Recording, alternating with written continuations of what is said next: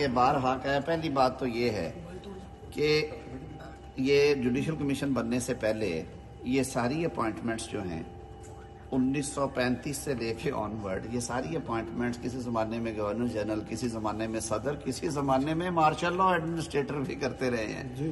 اور یہ اختیار امریکہ میں کون اپوائنٹ کرتا ہے؟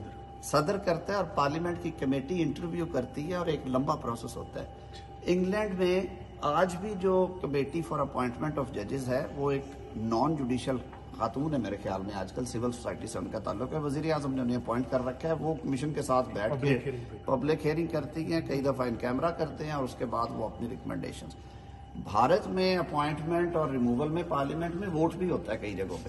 تو یہ ساری دنیا میں ہے، اس کو ہم نے کیوں ہمیں بارز نے یہ سجیسٹ کیا ہے کہ وزیر اعظم کی یہ ایڈوائس، پہلا چیف جسٹس بار نے ہمیں یہ ایڈوائس کی ہے کہ آپ پہلے چیف جسٹس کے لیے پارلیمنٹری کمیٹی بنا دیں اپوزیشن اور حکومت کی، اور انہوں نے کہا کہ آپ جب ہمارا نمائندہ جوڈیشل کمیشن میں ہے اس کی انپٹ بھی لیں، تاکہ ایک اگر یہ نوبت آتی ہے.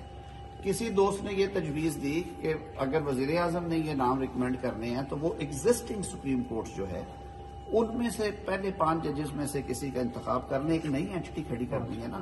تو جو لوگ آلریڈی سپریم کورٹ میں بیٹھے ہوئے وہ یہ سارے پروسیس سے گزر کے آئے ہیں، وہ پاکستان کے ججز ہیں.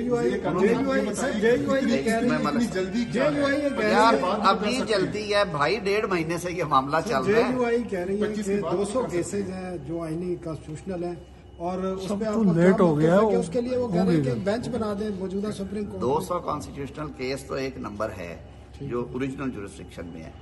بہت سارے مقدمات جو جڑے ہوئے ہیں جو اوریجنل جورسڈکشن چاروں ہائی کورٹس 5 استعمال کرتی ہیں، وہ اپیلوں کا سٹاک ایک الگ ہے، وہ بھی سینکڑوں میں ہے.